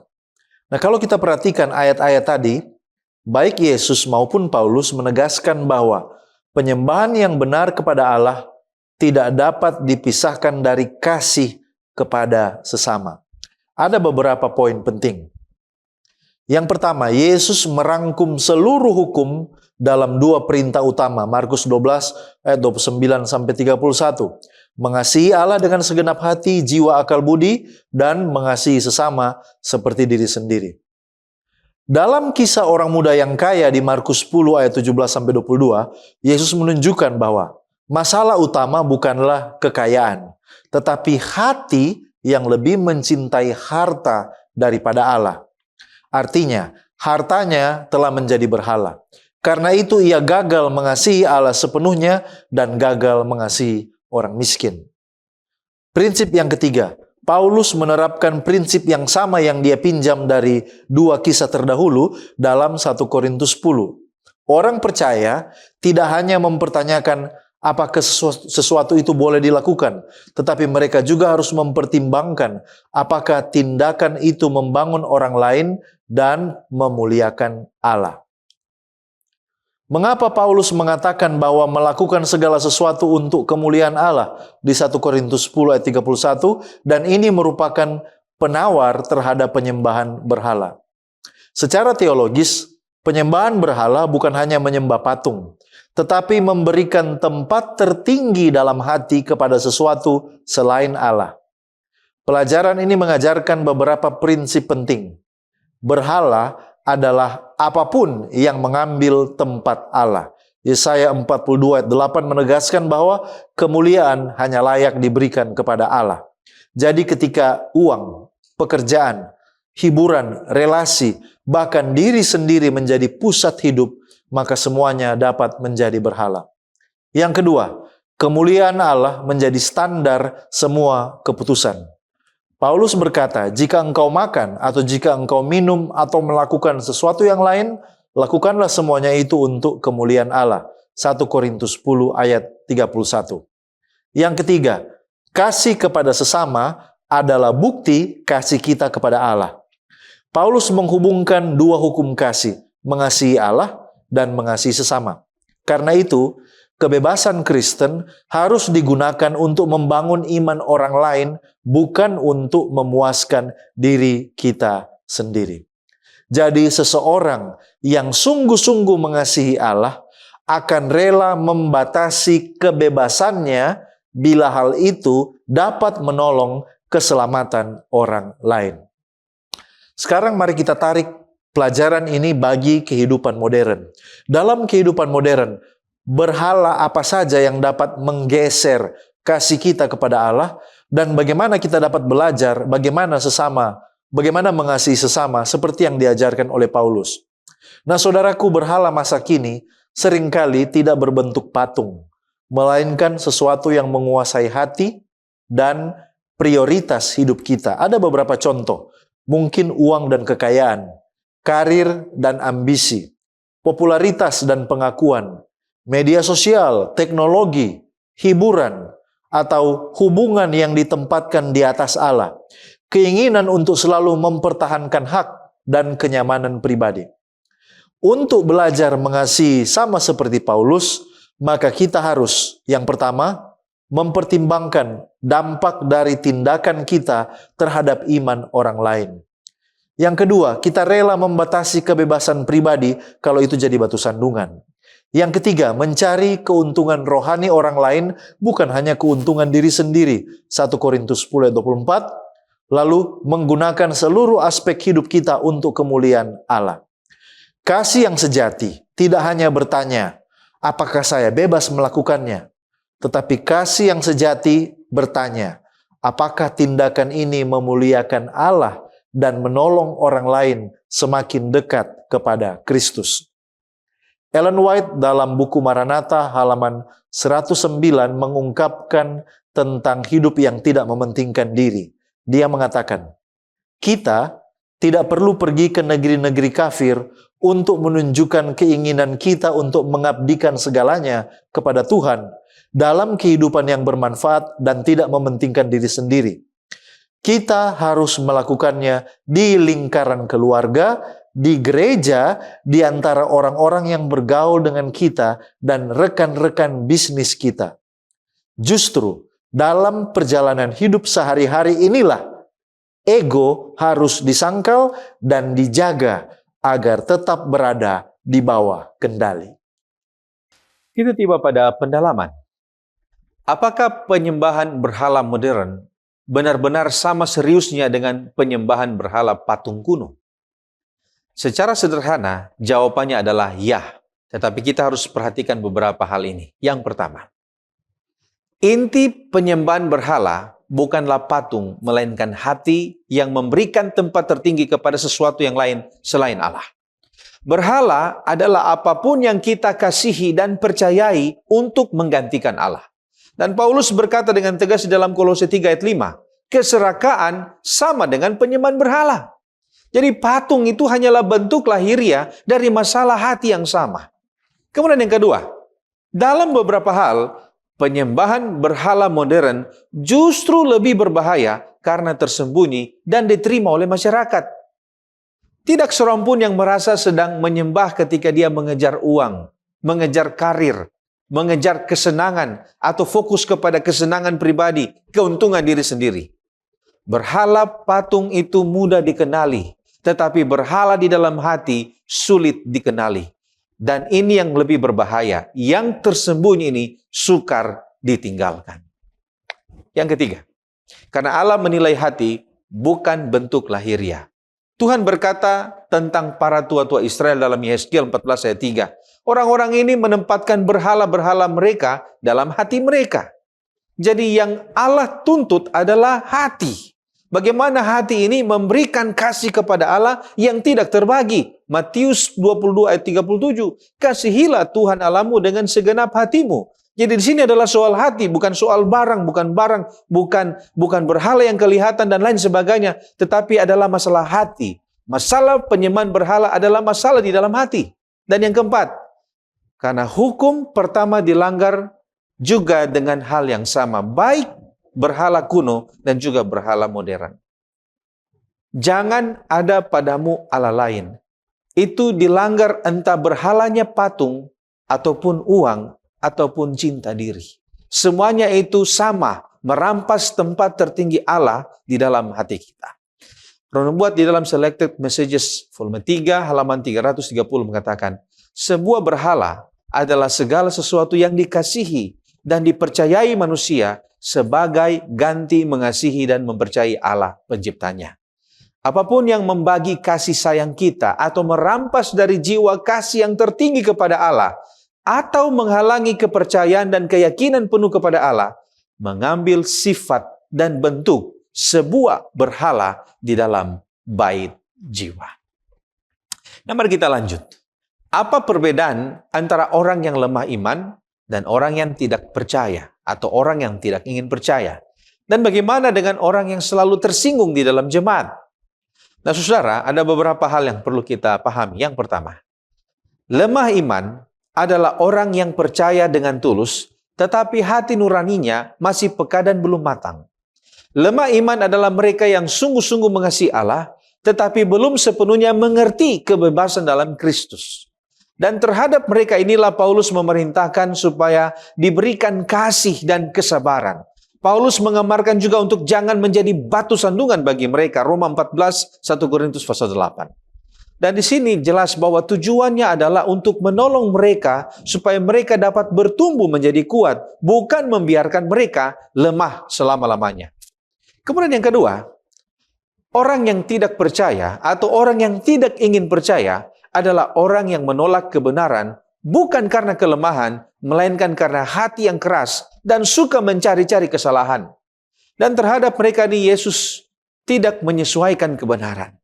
Ketika orang Farisi tersinggung oleh perkataan Yesus, Yesus justru berkata dalam Matius pasal 15 ayat 12 14, biarkanlah mereka itu. Mereka adalah orang buta yang menuntun orang buta. Kemudian yang ketiga, perlu kita membedakan dua kelompok ini. Dan cara membedakannya adalah dari rasa ketersinggungan itu. Orang yang lemah iman itu tersinggung karena hati nuraninya itu benar-benar terluka dan dia rindu melakukan yang benar. Sementara orang yang tidak percaya adalah orang yang bersemangat mencari kesalahan orang, bersemangat menghakimi, tetapi kemudian tersinggung ketika dosanya ditegur. Yang pertama, atau orang yang lemah iman ini adalah orang yang perlu dibimbing dengan lembut. Sedangkan kelompok yang kedua ini tidak boleh dibiarkan mengendalikan jemaat. Yang keempat, bagaimana orang yang selalu tersinggung dalam jemaat? Nah, jika saya sudah bertindak dengan baik sesuai dengan kebenaran yang saya tahu, tetapi itu melukai hati nurani sesama saudara seiman, maka tanggung jawab saya adalah mengalah dalam kasih. 1 Korintus 8 ayat 12. Bisa saja yang tersinggung itu adalah kelompok mereka yang lemah iman. Tetapi, jika seorang terus-menerus tersinggung karena roh yang gemar mencari kesalahan dalam jemaat, maka masalahnya terletak pada orang itu sendiri. Dan jika jemaat terus menuruti sikap orang seperti itu, maka justru itu akan memecah belah jemaat. Nah, saudara, dalam jemaat perlu ada keseimbangan. Perlu ada kasih, tetapi perlu juga ada hikmat. Dan kasih bersama dengan hikmat ini perlu berjalan bersama-sama. Kasih membuat kita rela mengalah demi yang lemah supaya mereka dapat bertumbuh. Sementara hikmat itu mencegah kita diperbudak oleh roh tersinggung dan suka menghakimi dalam jemaat. Tujuan akhir dari semuanya ini adalah bagaimana kita saling memulihkan, saling memberikan support untuk dapat bertumbuh, bukan sekedar menyenangkan setiap orang. Testimonies for the Church volume 1 halaman 145. Kasih seorang terhadap yang lain telah hilang. Suatu roh yang suka mencari kesalahan dan menuduh telah merajalela. Dianggap sebagai suatu kebajikan untuk mengorek segala sesuatu tentang sesama yang tampak salah dan membuatnya kelihatan seburuk mungkin. Nah, mari kita melihat hal ini dalam kehidupan kita masing-masing. Kalau kita bisa dapat menunjukkan kasih, dan itu berjalan bersama-sama dengan hikmat, maka kita akan hidup saling berdampingan di dalam pertumbuhan, perkembangan rohani kita sesama jemaat. Saudaraku, sebagai penutup dan juga aplikasi dari apa yang kita pelajari dan diskusikan bersama, mengapa melakukan segala sesuatu untuk kemuliaan Allah itu penting bagi kehidupan kita? Karena saudaraku, itulah tujuan utama manusia diciptakan. Allah tidak hanya menghendaki agar kita menyembahnya pada hari Sabat atau ketika berada di gereja, tetapi seluruh kehidupan kita, pekerjaan, keluarga, makanan, perkataan, keputusan, bahkan hal-hal yang kecil dalam kehidupan kita menjadi kemuliaan baginya. Itulah sebabnya Paulus katakan dalam 1 Korintus 10 ayat 31, jika engkau makan atau jika engkau minum atau apapun juga yang kamu lakukan, lakukanlah semuanya untuk kemuliaan Allah. Kemuliaan Allah adalah standar tertinggi bagi setiap keputusan orang percaya. Dalam konteks 1 Korintus 8-10, Paulus tidak sekedar membahas makanan yang dipersembahkan kepada berhala, tetapi mengajarkan bahwa orang Kristen tidak boleh bertanya, apakah saya boleh melakukannya, melainkan apakah hal ini memuliakan Allah atau tidak. Di Desire of Ages halaman 74 dan 671 katakan, bahwa Yesus hidup untuk menyenangkan, menghormati, dan memuliakan Bapanya dalam segala aspek kehidupan. Juru selamat itu datang untuk memuliakan Bapa melalui perwujudan kasih-Nya, demikian pula Roh Kudus datang untuk memuliakan Kristus dengan menyingkapkan kasih karunia-Nya kepada dunia. Citra Allah yang sesungguhnya harus tercermin dalam diri umat manusia. Kemuliaan Allah, kemuliaan Kristus terwujud dalam kesempurnaan karakter umat-umatnya. Dengan kata lain, seluruh kehidupan Kristus di dunia ini adalah untuk menyatakan kemuliaan Bapanya. Melalui kehidupan yang dipenuhi kasih dan pengorbanan diri, Ia memuliakan Allah. Jadi, jika Kristus hidup untuk kemuliaan Bapa, maka kita sebagai pengikutnya juga dipanggil hidup dengan tujuan yang sama, yaitu memuliakan Allah dalam segala hal. Sekarang bagaimana kita dapat hidup untuk kemuliaan Allah di tengah dunia yang penuh dengan berhala modern saat ini? Paulus menegaskan dalam 1 Korintus 10 ayat 14, karena itu saudara-saudara yang kekasih, jauhilah penyembahan berhala. Berhala pada zaman sekarang mungkin bukan lagi patung atau mezbah, tetapi apapun yang mengambil tempat Allah di hati kita. Uang, pekerjaan, karir, hiburan, media sosial, popularitas, bahkan diri kita sendiri bisa menjadi berhala yang merusak kehidupan kita. Hidup untuk kemuliaan Allah berarti menjadikan Kristus sebagai pusat, bukan diri sendiri. Ulangan 6 ayat 4 dan 5 dan juga Markus 12 ayat 29-31 mengajarkan bahwa kasih kepada Allah harus menjadi kasih yang terutama sehingga seluruh aspek kehidupan berada di bawah pemerintahannya. Kita harus berhati-hati dengan segala sesuatu yang kita sayangi dan manjakan yang pada akhirnya akan mengurangi kasih kita kepada Allah dan menghalangi kita untuk memberikan penghormatan, pengabdian, dan pelayanan kita yang seharusnya kita berikan hanya kepadanya. Sebab itu Patriarchs and Prophets halaman 305 katakan, kita dilarang menempatkan objek lain apapun pada posisi teratas dalam kasih atau pengabdian kita. Pertanyaan penting bagi masing-masing kita setiap hari bukanlah apa yang saya sukai, tetapi apakah Kristus tetap menjadi yang terutama dan pertama dalam kehidupan saya? Nah, apa tantangan terbesar yang menghalangi kita untuk memuliakan Allah? Yang pertama, kebebasan yang dipakai untuk memuaskan diri sendiri. Paulus mengingatkan bahwa tidak semua yang diperbolehkan itu membangun. Orang Kristen dipanggil menggunakan kebebasan untuk membangun iman orang lain, bukan sekedar memuaskan hak pribadinya. Yang kedua, mementingkan pengetahuan di atas kasih. Dalam pasal yang ke-8, 1 Korintus, Paulus menunjukkan bahwa pengetahuan tanpa kasih dapat melukai hati saudara yang lemah. Kemuliaan Allah justru dinyatakan ketika kasih mengalahkan keegoisan. Yang ketiga, kompromi dengan dunia. Dalam pasal yang ke-10, Paulus mengingatkan pengalaman bangsa Israel yang jatuh karena menginginkan hal-hal duniawi dan akhirnya terjerumus ke dalam penyembahan berhala. Kompromi kecil sering menjadi awal dari kejatuhan rohani kita. Yang keempat, ego yang ingin mencari kemuliaan bagi diri sendiri. Yesus datang bukan untuk mencari kemuliaan bagi dirinya sendiri, melainkan kemuliaan Bapa di sorga. Sebaliknya, manusia berdosa cenderung ingin dipuji, dihormati, dan diutamakan. Lift Him Up, halaman 366. Allah telah menganugerahkan bakat kepada setiap orang, agar namanya dimuliakan, bukan agar manusia dipuji dan dipuja, dihormati dan dimuliakan, sementara sang pemberi dilupakan. Semua orang telah dipercayakan dengan karunia Tuhan, mulai dari yang paling rendah dan paling miskin, hingga yang paling tinggi dan juga paling kaya untuk memuliakannya. Mazmur 29 ayat 1 dan 2. Kepada Tuhan, hai penghuni surgawi, kepada Tuhan sajalah kemuliaan dan kekuatan. Berilah kepada Tuhan kemuliaan namanya, sujudlah kepada Tuhan dengan berhiaskan kekudusan. Saudaraku, mari kita berdoa agar Roh Kudus menolong kita hidup bukan lagi untuk kemuliaan diri sendiri, melainkan untuk kemuliaan Allah. Biarlah setiap perkataan, setiap keputusan, setiap pekerjaan, setiap pelayanan, bahkan hal-hal yang paling sederhana dalam kehidupan kita menjadi persembahan yang memuliakan nama Tuhan. Dengan demikian, melalui hidup kita, dunia dapat melihat Kristus dan bahkan dimenangkan bagi kerajaannya. Mari kita tunduk kepala dan berdoa. Bapa kekal Allah kami yang bertahta di sorga, kami bersyukur Engkau beri kami kesempatan untuk kembali belajar dari kebenaran firman-Mu. Kami lemah dan terbatas Tuhan. Kami mohon ampun atas segala pelanggaran dan dosa kami. Dan kami minta tuntunan Roh Kudus-Mu menjadi bagian kami, supaya apa yang kami pelajari dan diskusikan ini dapat tertanam di dalam hati dan pikiran kami. Kami mengerti dengan cara yang terbaik, dan biarlah Roh Kudus menyanggupkan kami mempraktekkan itu di dalam kehidupan kami sehari-hari, supaya dalam segala aspek kehidupan kami dapat memuliakan nama-Mu ya Tuhan. Bapa, berkatilah kami semua, dan tuntun kami terus sampai hari Maranatha tiba. Adalah doa dan pengharapan kami, di dalam nama Yesus Juru Selamat kami. Amin.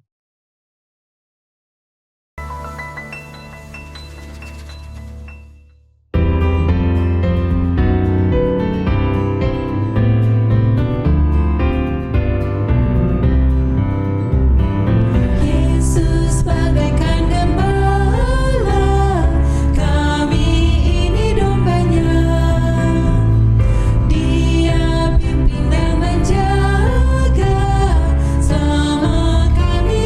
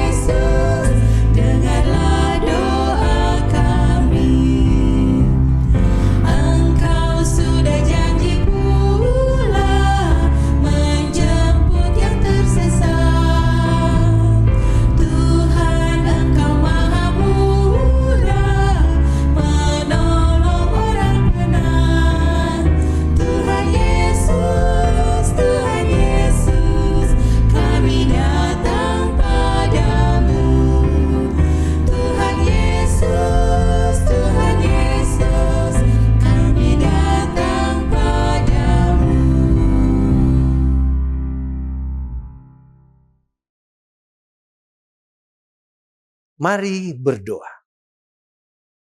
Ya Allah, ya Tuhan kami datang lagi mengucap syukur oleh karena kasih yang begitu luar biasa yang kami rasakan hingga saat ini.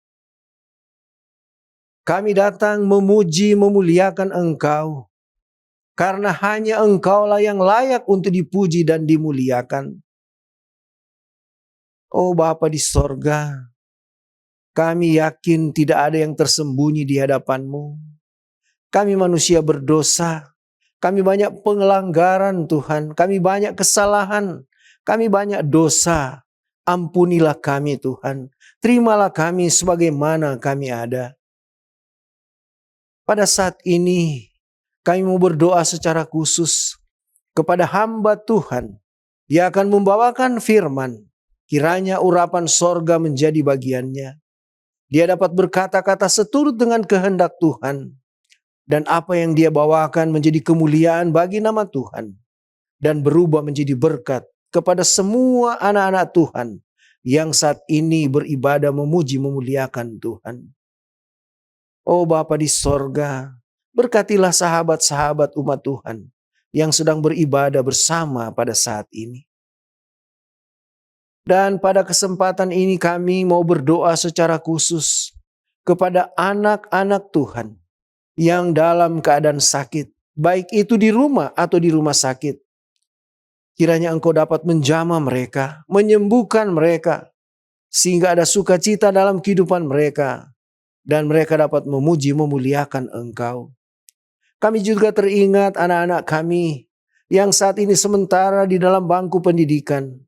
Tuhan, berikan kepada mereka kemampuan, berikan kepada mereka kepintaran, karuniakan kepada mereka masa depan yang gemilang Tuhan. Juga sahabat-sahabat kami yang saat ini sementara berusaha mencari pekerjaan, Tuhan berikanlah pekerjaan yang layak bagi mereka. Terima kasih karena Engkau mau mendengarkan permohonan kami. Terima kasih karena Engkau bersedia menjawab setiap permohonan kami. Ampunkan setiap salah dan dosa kami yang begitu banyak Bapa, karena kami sudah berdoa hanya di dalam nama Tuhan Yesus yang telah menjadi penebus, Juru Selamat kami yang hidup. Haleluya. Amin.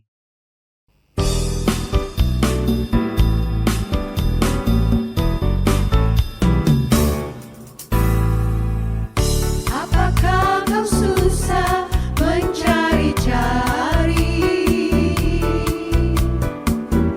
Apakah kau payah berkeliling? Bawalah sekarang segala susahmu pada kaki Yesus, serahkanlah.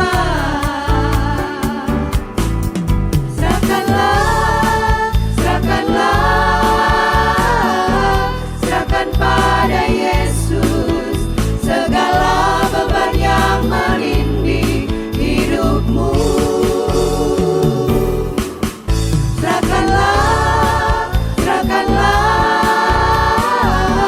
Serahkan pada Yesus, Dia akan ganti segala duka menjadi suka.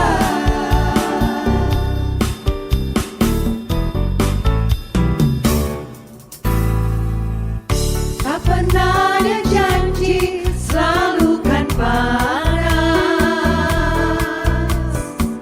dan tak pernah Dia janji selalu ada hujan. Tapi Dia berjanji memberi kekuatan bila topan ganas melandamu.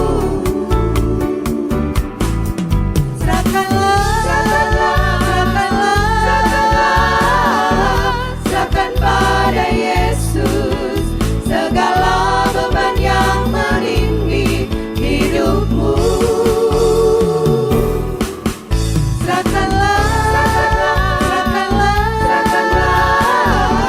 Serahkan pada Yesus, Dia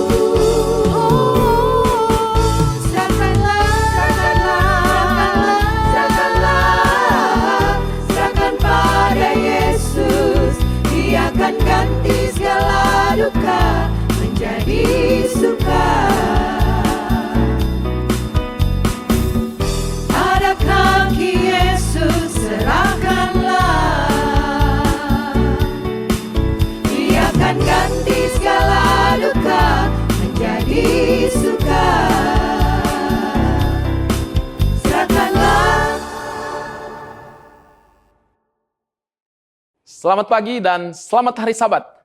Bersyukur kepada Tuhan karena kita merasakan berkat Tuhan di hari Sabat yang suci ini. Pada hari Sabat ini, marilah saudara-saudara kita menyiapkan hati kita untuk kita mendengarkan firman Tuhan. Sebelum kita mendengarkan firman Tuhan, saya mengajak kita untuk kita berdoa bersama. Mari berdoa. Bapa di sorga, pada saat ini kami akan mendengarkan firman-Mu. Biarlah Roh Kudus-Mu mengurapi hati dan pikiran kami. Dan layakkanlah kami untuk mendengarkan firman-Mu. Dan pakailah hamba-Mu ya Tuhan untuk menyampaikan firman-Mu pada hari Sabat ini. Di dalam nama Tuhan Yesus kami sudah berdoa. Amin.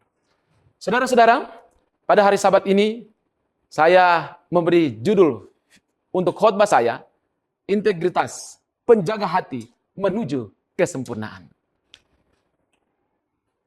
Kalau saja kita semua mendengarkan atau melihat sebuah foto tentang tembok Cina. Bahkan mungkin ada yang sudah pernah pergi ke sana. Tembok Cina ini, dia dibangun dengan tujuan utama untuk memperlambat atau menghentikan invasi dan melindungi petani serta rakyat Tiongkok dari penjarahan. Tembok ini dibangun panjangnya kurang lebih 21.196 km. Kemudian lebar 4,5 sampai 9 meter. Dan tembok ini sangat dalam fondasinya.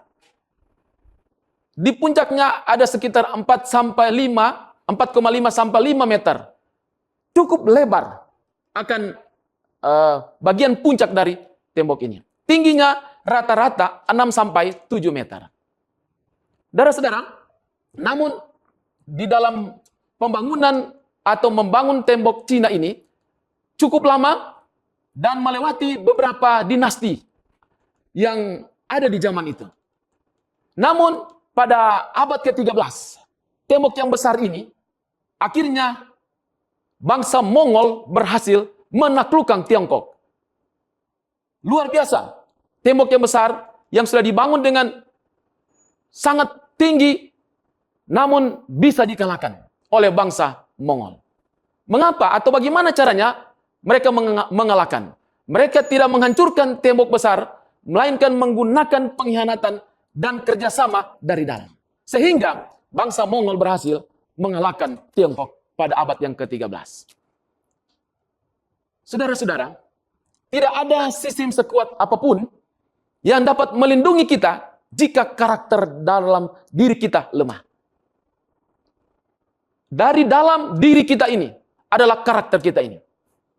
Bangsa atau tembok yang besar itu dapat dikalahkan oleh karena orang-orang yang ada di dalam ini yang menyebabkan akhirnya mereka dapat mengalahkan bangsa Tiongkok. Di zaman kita sekarang ini ada kuasa setan yang berusaha untuk menggagalkan kita semua dan menghancurkan karakter kita ini. Dengan berbagai macam tipu daya, setan dia berusaha menghancurkan karakter setiap anak-anak Tuhan.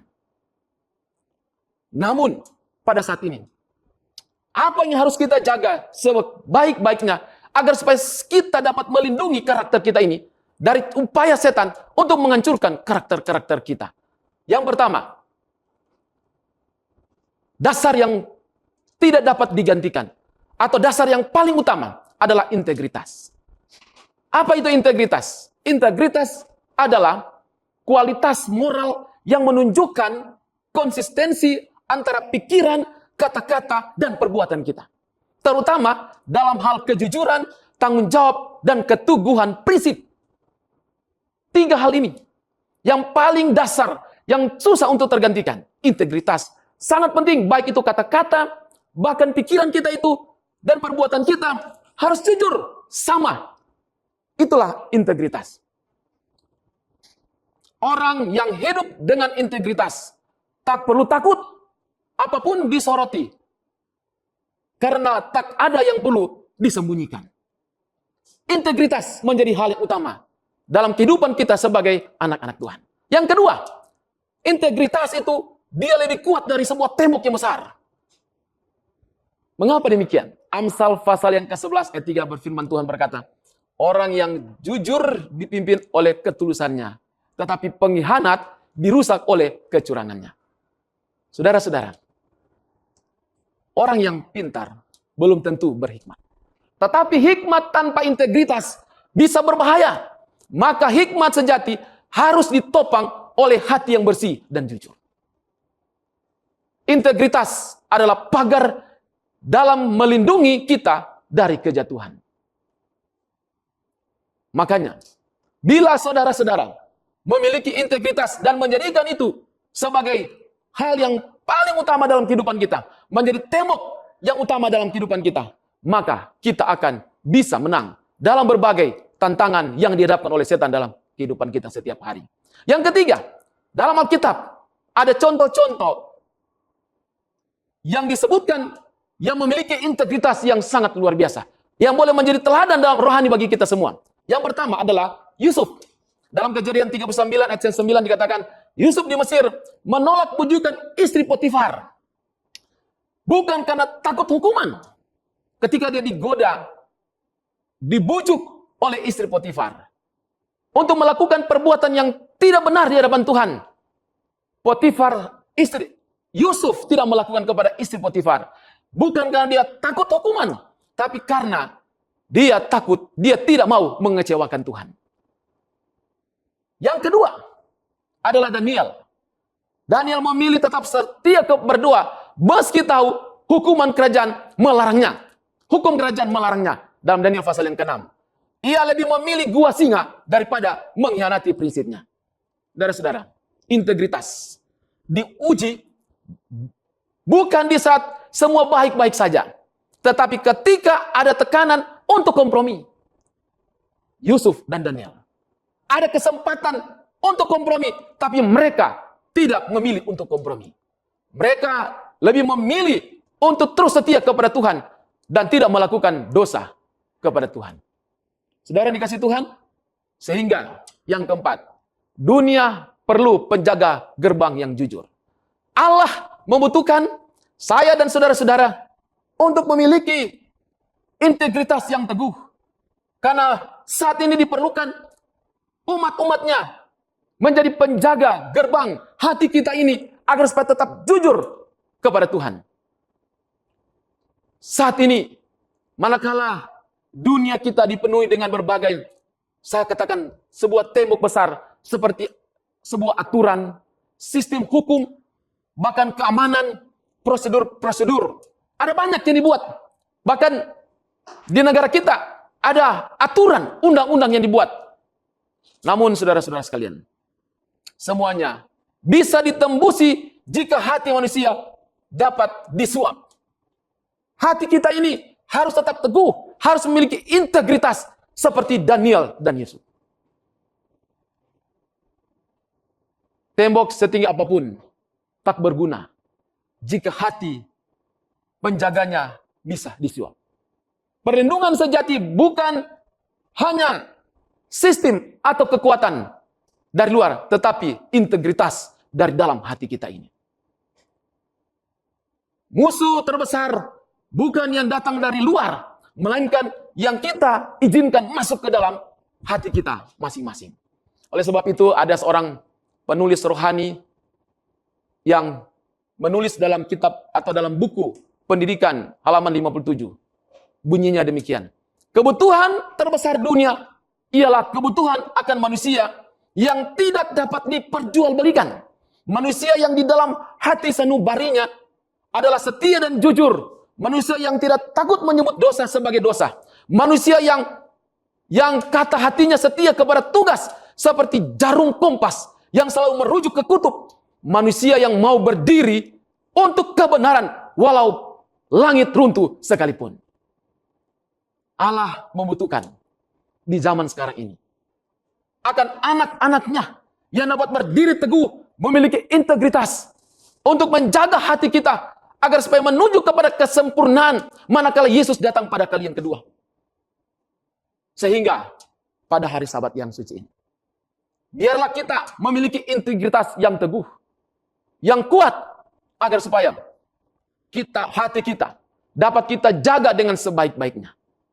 Sebagai kesimpulan bagi kita semua dalam pelajaran kita di hari Sabat ini.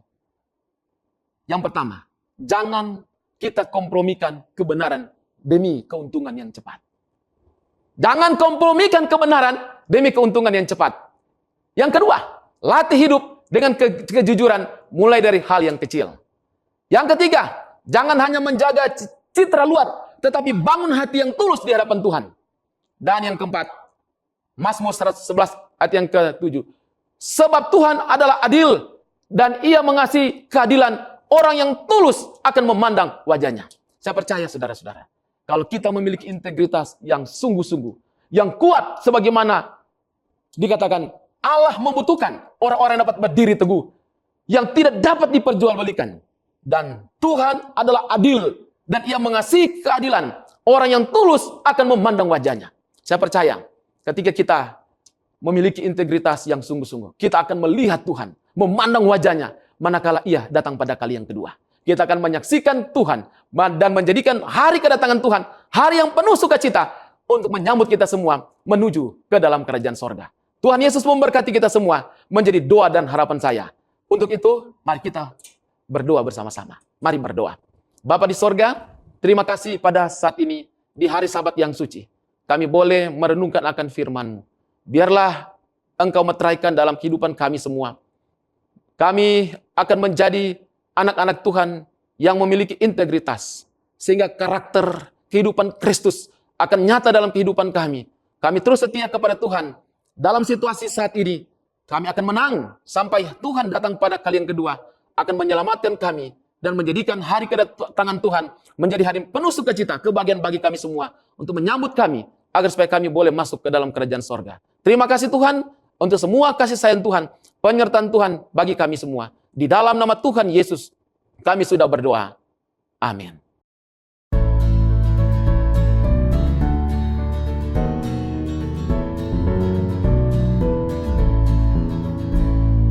Tuhan pimpinlah aku sampai ujung jalanku, serta-Mu aku semua, kasih-Mu memberi berkat. Pimpin, pimpin, Tuhan pimpinlah aku dalam susah dan senang. Tuhan pimpinlah aku. Engkau benteng jiwaku, aku harap padamu. Kalau aku digoda, kasih-Mu memberi kuasa. Pimpin, pimpin, Tuhan pimpinlah aku dalam susah dan senang. Tuhan pimpinlah aku. Tuhan pimpin aku terus pada jalan yang lurus sampai negeri yang kudus, tempat kulihat Yesus. Pimpin, pimpin, Tuhan pimpinlah aku dalam susah dan senang. Tuhan pimpinlah aku.